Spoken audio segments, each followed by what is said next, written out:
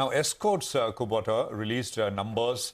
Net profits for the company in the fourth quarter came above street expectations. The revenues were below, margins were lower, but they beat expectations. That's the point. Bharat Madan is Group Chief Financial Officer at the company. He's joining us right now to take some questions. Mr. Madan, good to have you with us here. Good morning. Operating profit margins expanded some 250 basis points on a quarter-on-quarter basis. They're almost at about 11% or so. What are your expectations in the first quarter that we are in and for FY24 on the margins front? Will we continue to see improvement going forward? Yes, I think as you saw in the last quarter in Q4, so obviously there's been an impact of the softening of commodity prices and the impact of the price increases which was taken in the earlier quarters. So you saw the full impact in coming in this quarter. And some better realizations also actually helped us in improving this margin now. And I think the margin was very good across all three segments, so including construction equipment, which used to be a low margin business, has also turned around. And the demand has been quite good. So there again, we saw a very good trajectory on the margin front. So I think across all three segments, we look at, I think, the way forward, the way the commodity prices are going. I think we only expect the margins will continue to improve. Could you provide us with some guidance, some numerical guidance, Mr. Madan, or is it not possible? Also, run us through what you're expecting on the top line. Will you grow that early double digits, or will that be in single digits growth, FY24 over 23? Well, I think it will vary from segment to segment. So if we talk about construction and railway business, both are doing pretty well, and there we expect the double-digit growth will happen on volume front.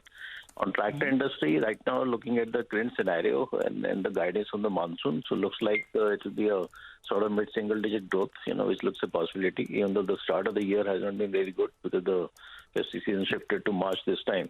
So that's why April was muted. So maybe Q1 was already sitting on a very high base, so may not see that sort of growth. But going forward, we think we will be able to make it up. So I think at a company level, it will be, I think, closer to a double digit, high single digit to closer to double digit. High single digit, double digits on what? That's the growth line, growth number. Top line. Mr. Madan? Oopsie daisy. Mr. Madan, can you hear us? Yeah, I think he's back. Yeah. That's on the top line. Got that. What about if you could tell us about the domestic market share, sir? How do you see this number panning out? What kind of a growth number are you working with on the tractor segment itself for this year? And also, as you said, all the three segments, there is some improvement on the margin front. On a blended basis, what is the number? What is the broad range we should work with? So market share and blended margins. So market share, if you look at last year or so, even though the wholesale number doesn't really show the side of market share growth, but in the retail side, the registration data does show there's been a growth in the market share for Escorts. Even the last year, we had close to 1% growth. And in April also, we've seen almost 2% growth coming in the registration numbers. So I think retail data looks quite good on the market share front, and we expect that growth momentum will continue in the coming year on the tractor space. I think on the overall number, if you talked about on the share of market going forward, so definitely, like you said, the industry trend has been positive, and we expect Escorts will continue to do well on the market share across all three segments, I think both on construction, railway, as well as on the tractor space. Okay. Overall volumes, domestic volumes were actually lower in April. I think they were down about 6%. Do you see that phenomena turning around? I know we're just in 10 days of May, but what is the sense on demand across segments as we're looking at the rest of Q1? So April was low because we had a festive season this time, which fell in March. So that's why earlier there used to be channel stocking used to happen in March.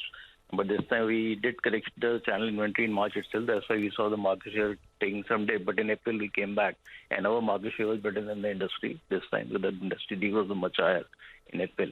But I think going forward, the way things are, obviously there's some impact of the unseasonal rains which have happened in the last 2 months. So in certain pockets we are seeing that impact. Even the harvest side we had some impact there. But going forward, our expectation is this quarter probably can be a flat quarter because of the high base, which is already exists. But going forward, recovery may happen. And obviously, it all depends on how the monsoon distribution is.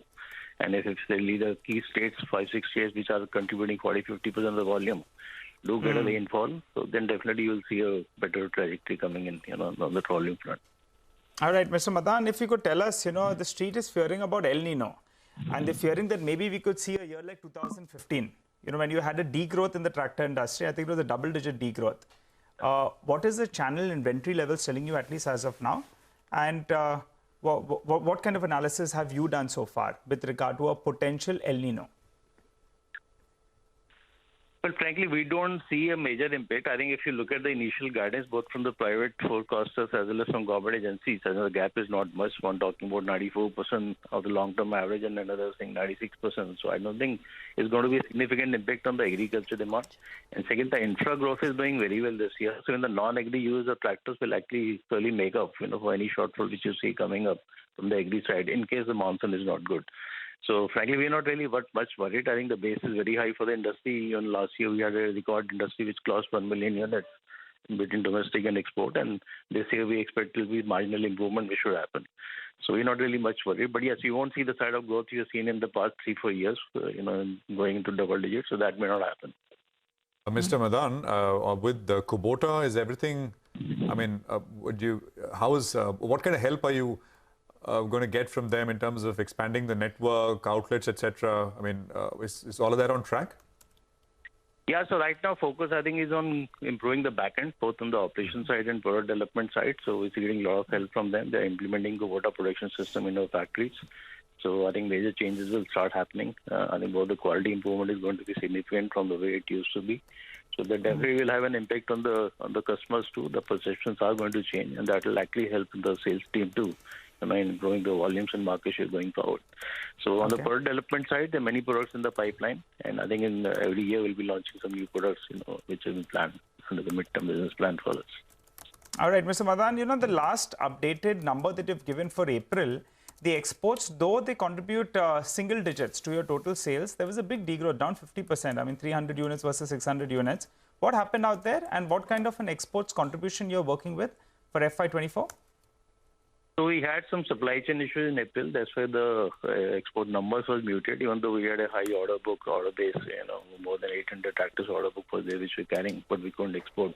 So that will get executed in the coming months. And this year we are looking at 25% growth in export number over FY23. Okay. Mr. Madan, just a final question on the margin. You've ended Q4 at around this 9.5%, which is, way off the levels of last year.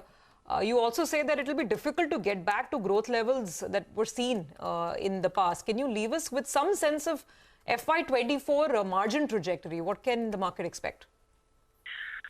So I think we are aiming for getting back to where we used to be pre-COVID levels. The last 2 years were obviously exceptional. During the COVID period, the margins had gone significantly higher. And then suddenly, because of the inflation, the market dropped. And the margins dropped. So if you leave aside the last 2 years, if you look at the margins till FY20 is what we are looking at, which is a pre-COVID level. So internally for tractor business, we are looking at 13-14% sort of margin, which used to be the normal level for tractor industry. At the company level, closer to 12%. Okay, so 13% tractors and 12% at the blended company level. Got that, Mr. Madan. Thank you very much for joining in today, taking this quick call and giving us a sense on the business. That's Escorts Kubota.